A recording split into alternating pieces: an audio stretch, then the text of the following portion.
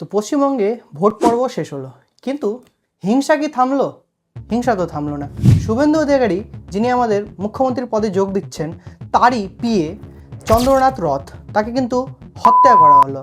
আর এই হত্যা শুধু যে এবছর হচ্ছে তা না, এই হত্যাকাণ্ড কিন্তু আগে থেকেও চলছে।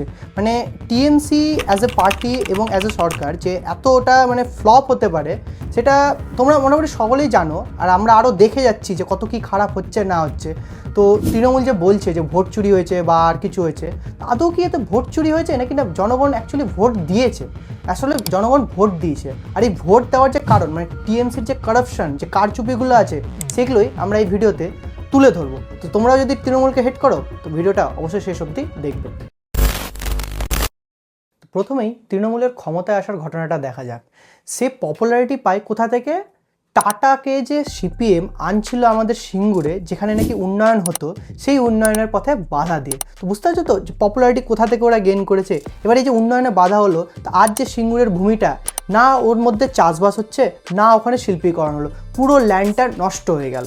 তার পরবর্তী কারাপশনের ঘটনায় যদি দেখো, তো 2013তেই সারদা কাণ্ড। হ্যাঁ, সারদা চিটফান্ডে প্রায় 10,000 থেকে 20,000 কোটি টাকার যে কারচুপিটা হয়, সেটা কিন্তু পুরোপুরি টিএমসির সাথে জড়িত। হয়তো আমি নাম নিতে পারবো না, কিন্তু তোমরাও জানো যে কোন কোন নেতারা এর সাথে জড়িত ছিল। আর এই ঘটনাতে কিন্তু 200 জনের উপর মানুষ সুইসাইড করতে বাধ্য হয়েছে। তারপরেই এই 2013 সালে আরেকটার নাম তোমরা জানো, রোজ ভ্যালি ইনসিডেন্ট, যেখানে ইডির দ্বারা তথ্য পাওয়া যায় প্রায় 15,000 থেকে 17,000 কোটি টাকার স্ক্যামের সাথে এই টিএমসির নাম কিন্তু জড়িত। তারপরই আসছে 2016 সালে নারদা স্টিং অপারেশন, যেখানে টিএমসির কিছু মুখ্য নাম জড়িত আছে, যেখানে ঘুষের বিনিময়ে কিছু অনৈতিক স্বার্থ পূরণ করা হতো। তারপরই আসছে 2021 সালে পোস্ট ইলেকশন ভায়োলেন্স, যেখানে 1900-র উপরে ভায়োলেন্স অ্যাক্টিভিটি দেখা যায়। অফিসিয়াল ডেটা দেখলে 29 জন বিজেপি কর্মীকে হত্যা করা হয়, যদি আনঅফিসিয়াল ডেটা দেখি সেটাই 300 ছাড়িয়ে যায়। তারপরে আমরা দেখতে পাই 2022 সালে এসএসসি স্ক্যাম, যেখানে 50 কোটি টাকার স্ক্যাম আমরা দেখতে পাই, যার সাথে তৃণমূলের এক মুখ্যপাত্রের নাম জড়িত আছে, যাকে পরবর্তী সময়ে ইডি দ্বারা অ্যারেস্টও করা হয়। 2022 সালের এই এসএসসি স্ক্যামের মধ্যে কিন্তু 2023 সালে মিউনিসিপ্যালিটিতে রিক্রুটমেন্টে এরকমই স্ক্যাম হয়। 60-এর উপর মিউনিসিপ্যালিটিতে টাকা নিয়ে অ্যান্সার কি লিক করে এক্সাম হয়। আর এটা আমি বলছি না, এটা সিবিআই ইনভেস্টিগেশনে ধরা পড়ে। তারপর 2023 সালে পিডিএস সিস্টেম, হ্যাঁ পাবলিক ডিস্ট্রিবিউশন সিস্টেম, বা যেটাকে আমরা রেশন বলি, এখানে ধরা পড়ে যে আমাদের ফুড গ্রেনের মধ্যে গাফিলতি করা হয়, আর যার কারণে কিন্তু ফুড মিনিস্টারকে অ্যারেস্ট করা হয়। তাছাড়া গরু পাচার, যেখানে প্রায় 25 কোটি টাকা ধরা পড়ে।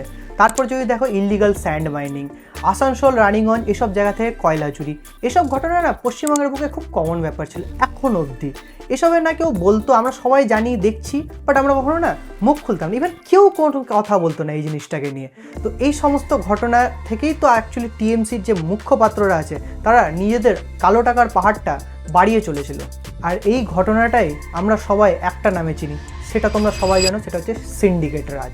2025 সালে 26,000 হাই স্কুল শিক্ষকের চাকরি বাতিল করা হয় ক্যালকাটা হাইকোর্ট দ্বারা, যা সুপ্রিম কোর্ট দ্বারা মান্য করা হয়। এই চাকরি বাতিল হওয়ার মূল কারণ হচ্ছে টিএমসির কারাপশন, যেখানে টাকার বিনিময়ে চাকরিগুলো দেওয়া হয়। তারপরেই আসে 2024 সালের সন্দেশখালীর সেই ভয়াবহ ঘটনা, যেখানে একটা শ্রেণীর মানুষের উপর নির্মমভাবে অত্যাচার করা হয়, তাদের বাড়িঘর ধ্বংস করা হয় এবং তাদেরকে সেই জায়গা থেকে তাদের বাসস্থান ছেড়ে পালাতে বাধ্য করা হয় এবং তাদের জমিগুলি দখল করা হয়। আর এই নির্মম ঘটনার সাথে জড়িত টিএমসিরই এক নেতা শেখ শাহজাহান। এই সমস্ত ঘটনাগুলি বাইরে আসার পরও সেই সময় ক্ষমতায় থাকা টিএমসি এর উপর কোনো পদক্ষেপ নেয়নি, বরঞ্চ ঘটনাগুলিকে তারা চেপে দেওয়ার চেষ্টা করে।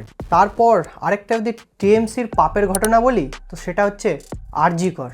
আচ্ছা, আমি একটা জিনিস বলি, এই যে টিএমসি, তারা নাকি একদিকে কন্যাশ্রী দিচ্ছে, যেটা নাকি কন্যাদের মঙ্গল করার জন্য, আর অন্যদিকে আরজি করের যে ঘটনাটা ঘটলো, সেটা তোমরা সবাই জানো, আমাদের সবার একটা লজ্জার বিষয়, সেটাকে নাকি অসাধারণভাবে কভার করে দেওয়া হলো, ঢেকে দেওয়া হলো, সেটার বিচার দেওয়া হলো না। এক মায়ের কোল থেকে তার কন্যাকে কেড়ে নেওয়া হলো, আর তার বিচার দেওয়া হলো না, বরঞ্চ আমাদের এক্স সিএম এটা অ্যান্সার হিসেবে কী বললেন, যে 8টার পর নাকি মেয়েদেরকে বাড়ি থেকে না বেরোতে। আরে আপনি একজন সিএম, আর আপনি এই কথাটা বলবেন যে বাড়ি থেকে না বেরোতে? হ্যাঁ, অন্যান্য রাজ্যের মুখ্যমন্ত্রীদেরকে দেখুন, ওরা বলছে যে যদি কেউ চোখ তুলে দেখে কোনো মেয়ের দিকে, তাহলে তার চোখ উঘড়ে না হবে। আর আপনার স্টেটমেন্ট এরকম, যেখানে আপনি নিজে একজন মহিলা, হ্যাঁ, আপনি নিজের উপর না একটু লজ্জা করুন। তো যাই হোক, এই সমস্ত ঘটনা তো আমরা সব তুলেই ধরলাম যে কী কারণে টিএমসি হেরেছে, কিন্তু এটা তার মধ্যে সব থেকে নৃশংস ঘটনা। এত পাপ কি যথেষ্ট নয় টিএমসির হারের জন্য? আমাদের এক্স সিএম বলছে ভোট নাকি চুরি হয়েছে। ভোট আসলে চুরি হয়নি, ভোটটা সঠিক জায়গায় পড়েছে। আপনারা যদি এই সমস্ত অকথ্যকর ঘটনা না ঘটিয়ে জনগণের পাশে থাকতেন, সংবিধানের পার্ট 4 অর্থাৎ ডিপিএসপি মেনে সরকার চালাতেন, তাহলে হয়তো সাধারণ জনগণ পুনরায় আপনাদেরকেই বেছে নিত।